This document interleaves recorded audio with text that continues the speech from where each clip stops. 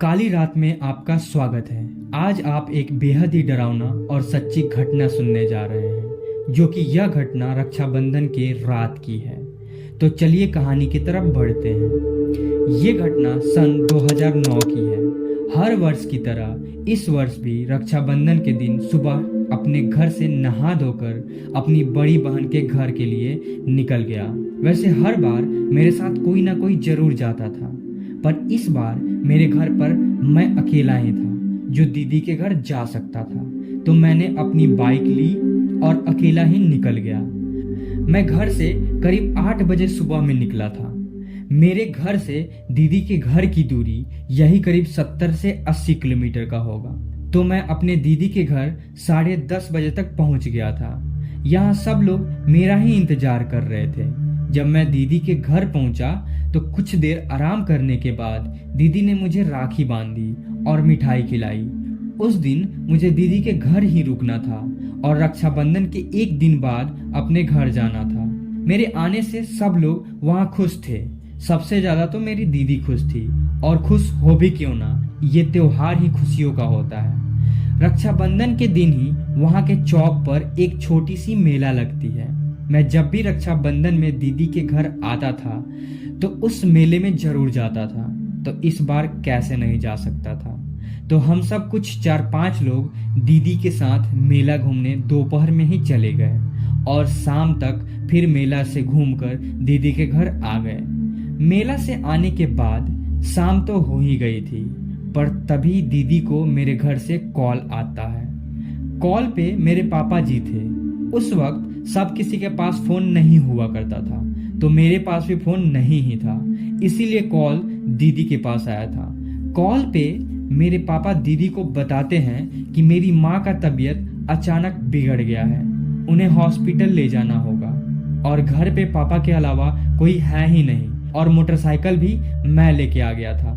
तो मुझे उसी वक्त घर के लिए निकलना होगा। शाम हो गई थी और किसी को मुझे इस वक्त जाने देने का मन नहीं था, पर बात मेरी माँ के तबीयत की थी तो कोई भी नहीं रोक सकता था। दीदी के घर से निकलते निकलते लगभग 8 बज चुके थे, और इतनी रात में मैं भी पहले कभी नहीं गया था, पर फिर भी मैं घर के लिए निकल गया।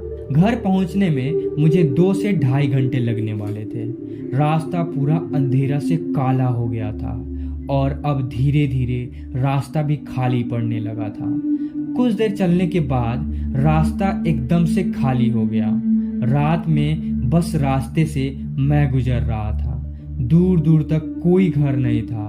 मुझे अभी भी कई गांवों को पार करके तब अपने घर पहुंचना था। मोटरसाइकिल में तेजी से भगाए जा रहा था, पर अचानक से मुझे ऐसा लगता है कि मोटरसाइकिल का हैंडल हिल रहा है और बैलेंस बिगड़ रहा है।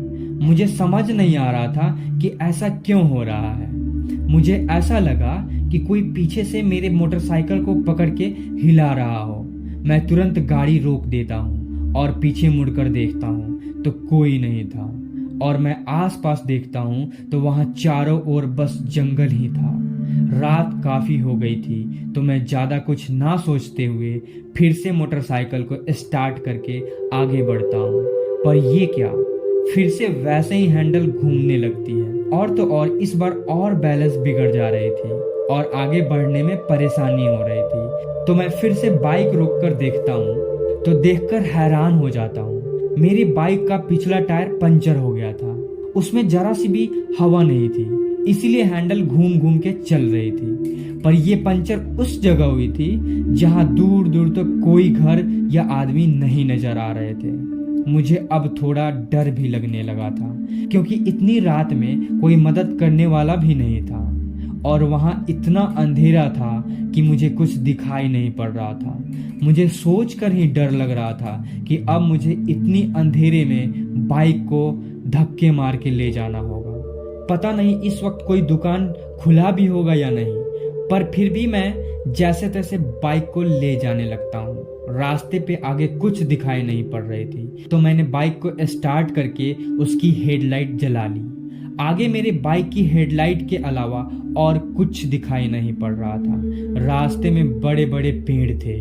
रास्ते के दोनों साइड इतनी घनी जंगल थी कि मुझे कुछ सोच के ही डर लग रहा था कि अगर कोई जंगली जानवर को मैं दिख गया तो मेरी आखिरी रात यही होगी और किसी को पता भी नहीं चलेगा।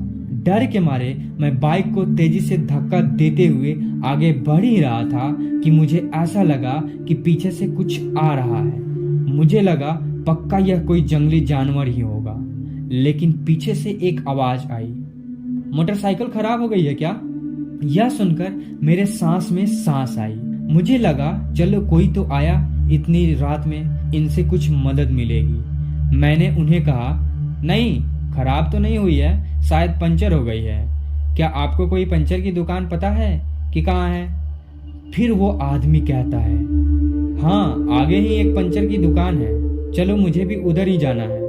फिर मैं अब उस आदमी के आगे आगे चलने लगता हूँ और वो भी मेरे साथ चलने लगता है। जगह बहुत सुनसान था, वहाँ दूर दूर तक कुछ नजर नहीं आ रहा था। मैं उस आदमी से पूछता हूँ, आप इतनी रात में कहाँ जा रहे हैं? तो आदमी भारी आवाज में बोलता है, शिकार में। फिर मैं कहता हूँ, शिकार में? क्या चीज के शिकार में? और तभी मुझे सामने एक झोपड़ी दिखाई देती है और वहां एक लालटेन जल रही दिखाई देती है। तभी मैं उस आदमी से पूछता हूँ, अब वही पंचर की दुकान है क्या? पर पीछे से कुछ आवाज नहीं आती है। फिर मैं पीछे मुड़ता हूँ तो वह आदमी गायब हो गया था, वहां कोई नजर नहीं आ रहा था। मैं आसपास अच्छे से देखता हूँ पर वो वहां नहीं दिखता है। मैं एक बार आवाज भी लगाता हूँ पर वह आदमी वहां था ही नहीं। यह देखकर मेरे रोंगटे खड़े हो जाते हैं। डर के मारे मेरा हालत खराब हो जाता है। मैं सोचता हूँ यह आदमी तो मेरे साथ ही आ रहा था, अब इतनी रात में कहाँ चला गया? उस सुनसान रात में मुझे इतना डर लगने लगा कि मैं वहां से जल्दी उस झोपड़ी की तरफ बाइक लेकर भागने लगा और आगे आने के बाद उस झोपड़ी के पास रुका। वहां रुका तो पता चला कि वह वाकई में पंचर की दुकान थी और वहीं पे एक आदमी सोया हुआ था। मैं बाइक लगाकर उस आदमी को जगाने जाता हूँ और बोलता हूँ, ओ भैया भैया जरा मेरे बाइक का टायर देखिए तो, पंचर हो गया है। पर वो आदमी नहीं उठता है। फिर मैं उसके करीब जाकर उसका शरीर पकड़कर हिलाते हुए बोलता हूँ, भैया उठिए जरा मेरा बाइक ठीक कर दीजिए। वो आदमी अचानक से उठकर खड़ा हो जाता है। मैं उसके चेहरे को देखकर हैरान हो जाता हूँ। वो वही आदमी था जो मुझे अभी अभी रास्ते में मिला था। मैं उसे देखते ही पूछता हूँ, अरे आप अचानक कहाँ चले गए थे और इतनी जल्दी आप यहाँ कैसे पहुंच गए? मेरे इतना कहते ही उस आदमी का चेहरा बदलने लगता है। वहां एकदम से अंधेरा छा जाता है और देखते ही देखते वो आदमी एक अधमरा हुआ बन जाता है। उसके चेहरे को देखकर मुझे इतना डर लगने लगा कि मैं जल्दी से अपना बाइक स्टार्ट करके पंचर होते हुए भी वहां से भागने लगता हूँ। बाइक ज्यादा तेज तो नहीं चल पा रही थी, लेकिन मुझे अपना जान बचा के कैसे भी वहां से भागना था। रास्ता एकदम सुनसान था। मैं अंधेरा को चीरते हुए आगे बढ़ ही रहा था, तभी अचानक मेरे कंधे पर कोई हाथ रखता है और पीछे से आवाज आती है, कहाँ भाग रहे हो दिनेश? भागो भागो, लेकिन तुम बच नहीं पाओगे। आज तुम ही हो मेरा शिकार।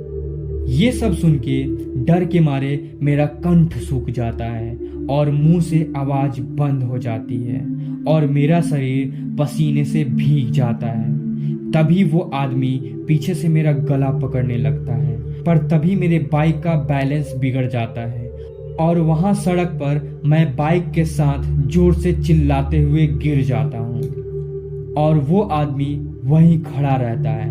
पर तभी मुझे कुछ आदमी आते हुए दिखाई देते हैं। फिर वो भूत अचानक से गायब हो जाता है और ये लोग बगल के एक पेट्रोल पंप से मेरी आवाज सुन के आए थे।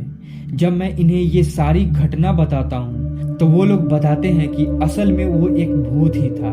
पहले वहां उस रास्ते पे एक पंचर की दुकान हुआ करता था, पर कुछ साल पहले उस पंचर वाले की एक्सीडेंट में मौत हो जाती है।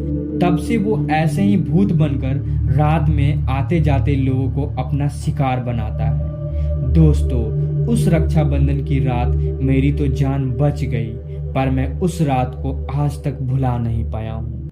यह कहानी अगर आपको पसंद आई हो तो इस चैनल को जरूर सब्सक्राइब करें, और अगर आपके पास भी ऐसी सच्ची घटना हो तो आप हमारे इंस्टाग्राम आईडी इट्स काली रात पर शेयर कर सकते हैं। हम आपकी कहानी को इस चैनल पर अपलोड कर देंगे।